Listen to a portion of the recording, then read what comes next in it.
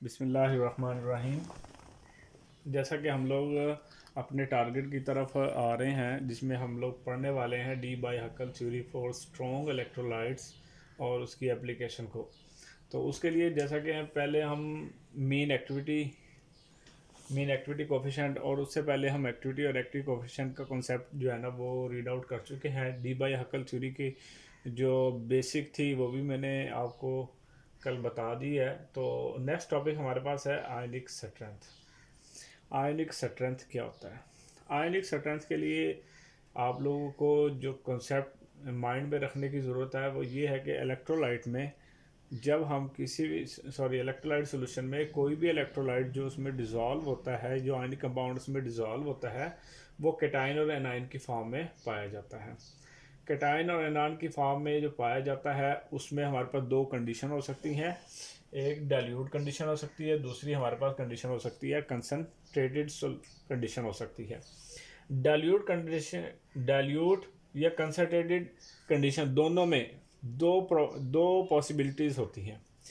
एक, अगर कैटाइन है तो उसको ऑपोजिटली जो चार्ज आइंस हैं उसने सराउंड किया होगा, और दूसरा जो सॉल्वेंट के मॉलिक्यूल्स हैं उसने भी उसको सराउंड किया होता है। दोनों में ये चीज़ें ज़रूरी होती हैं। बट डाइल्यूट और कंसनट्रेटेड में डिफरेंस ये होता है कि हमारे पास जो कैटाइन और एनाइन में डिफरेंस होता है वो काफ़ी ज़्यादा होता है, और कैटाइन के इर्द गिर्द सॉल्वेंट के मॉलिक्यूल्स ज़्यादा होते हैं, और एनाइन के इर्द गिर्द क्या चीज़ मौजूद होते हैं? सॉल्वेंट के मॉलिक्यूल्स ज़्यादा होते हैं। कम हमारे पास क्या होते हैं, और ये रेयर होता है कि हमारे पास जो उसके दूसरे चार्ज आइन है, अपोजिटली चार्ज आइन, वो भी उसको घेरे हुए हो, वो बहुत फासले पर मौजूद होते हैं।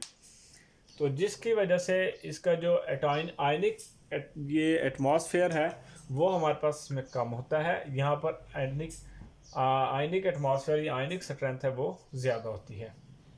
तो जैसे हमारे पास ये पॉजिटिव आयन है कंसनट्रेटेड सॉल्यूशंस में, जो ऑपोजिटली चार्ज आयन है वो ज़्यादा उसके करीब होते हैं। तो जैसा कि आपको नज़र आ रहा है, इसी तरह नेगेटिव आयंस में पॉजिटिव आयन वो ज़्यादा करीब हैं, और सॉल्वेंट के मॉलिक्यूल्स या सॉल्वेंट के जो मॉलिक्यूल्स हैं वो कम होते हैं।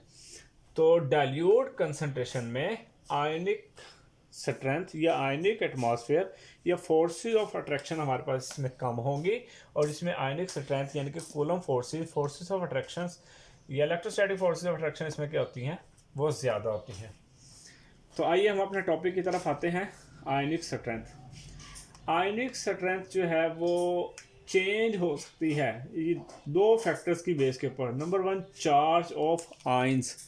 चार्ज ऑफ आइंस किस तरह से हो सकता है? मसलन यूनिवैलेंट अगर हमारे पास कोई भी आइंस मौजूद हैं तो उसका इफेक्ट और होगा, और इस तरह बाईवैलेंट यूनिवैलेंट आइंस होंगे उसका इफेक्ट और होगा। यानी कि चार्ज की अगर कंसंट्रेशन बढ़ेगी तो आपके पास आयनिक स्ट्रेंथ भी क्या होगा? इंक्रीज करेगा। इसी तरह कंसंट्रेशन है, कंसंट्रेशन का भी इफेक्ट है कि अगर आपके पास कंसंट्रेशन ज़्यादा इंक्रीज करती है तो आयनिक स्ट्रेंथ क्या होती है? इंक्रीज करती है।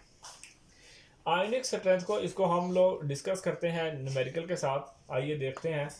आयनिक स्ट्रेंथ को हम लोग आई से भी रिप्रेजेंट करते हैं बुक्स में, और न्यूमेरिकल्स वगैरह में इसको आई से भी रिप्रेजेंट किया गया है, और म्यू से भी हम इसको रिप्रेजेंट करते हैं। इसका फार्मूला जो है जो दिया गया है, जो हमें ज़रूरी है याद करना, ये हमारे पेपर के लिए एग्ज़ाम के लिए ज़रूरी है, वो हमारे पास mu is equal to half summation M I Z I square. अब एम आई हमारे पास क्या है? Molality of ions. I for ions को रिप्रेजेंट करता है, और Z for charge of ions. ठीक है, ये हमारे पास आ जाएगा जेड आई का स्क्वायर। हम एक एग्जांपल लेकर हम इस न्यूमेरिकल को सॉल्व करते हैं, इसको कैलकुलेट करना सीखते हैं कि हम कैसे से आयनिक स्ट्रेंथ को फाइंड आउट कर सकते हैं। के सी एल हमारे पास डिसोसिएट होगा के positive plus C L negative में। अगर हमारे पास 0.1 मोलर के सी एल हो वाटर में डिजॉल्व करने से हमारे पास ये होगा। तो हमारे पास अगर 0.1 मोलर का हमारे पास सोल्यूशन है तो वो आगे जो के पॉजिटिव है ये भी 1 है, तो लिहाजा इसकी वैल्यू 0.1 होगी। सी एल भी हमारे पास 1 टाइम में है, तो ये भी वैल्यू हमारे पास क्या आएगी? 0.1 की आएगी।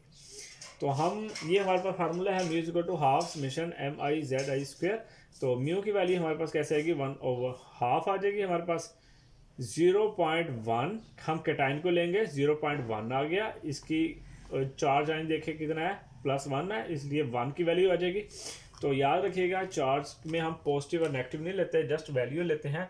यहाँ 1 आ जाएगी और ये 1 का हमारे पास क्या आ जाएगा, स्क्वायर आ जाएगा। प्लस अब एनाइन को लेंगे, 0.1 ही है, मल्टीप्लाई बाय 1, यहाँ पर नेगेटिव के साथ 1 है तो ये 1 का स्क्वायर आ जाएगा। इनको कैलकुलेट करेंगे तो ये वैल्यू हमारे पास आ जाएगी 0.2।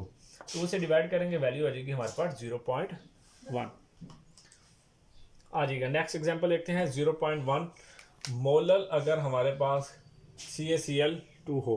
CaCl2 को जब हम वाटर में डिजॉल्व करते हैं तो ये Ca2 पॉजिटिव और 2Cl नेगेटिव की फॉर्म में हमारे पास डिसोसिएट होता है। 0.1 मोलल है तो ये 0.1, क्योंकि ये 1 कैल्शियम का आयन दे रहा है, ये 2 टाइम्स में क्लोराइड आयन दे रहा है, तो 2 मल्टीप्लाई बाय 0.1 की वैल्यू आ जाएगी। ये हमारे पास फार्मूला है जो हम अप्लाई करेंगे, mu is equal to half summation mi/Zi²।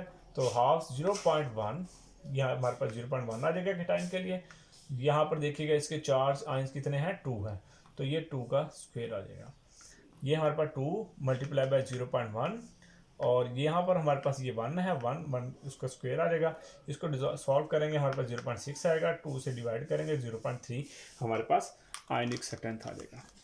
तो जैसा कि हम देख रहे हैं कि हम एक्टिविटी और एक्टिविटी कोफिशिएंट, मीन एक्टिविटी और मीन एक्टिविटी कोफिशिएंट को फाइंड आउट कर रहे हैं।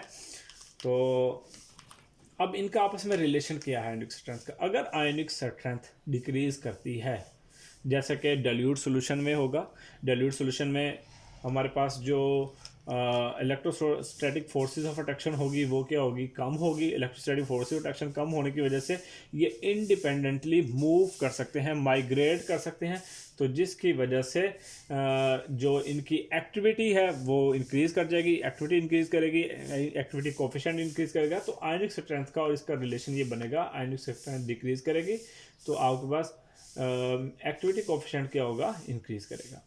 अगर हमारे पास आयनिक स्ट्रेंथ इंक्रीज करती है, जैसे कंसनट्रेटेड सॉल्यूशन में है, यहाँ पे आयनिक एटमॉस्फेयर ज़्यादा है, आयनिक एटमॉस्फेयर ज़्यादा होने से इनमें फोर्स ऑफ अट्रैक्शन ज़्यादा होगी, ये इंडिपेंडेंटली जो है ना माइग्रेट या मूव नहीं कर सकते, तो जिसकी वजह से इनकी मेन एक्टिविटी या एक्टिविटी कोफिशिएंट क्या हो जाएगी, वो डिक्रीज हो जाएगी।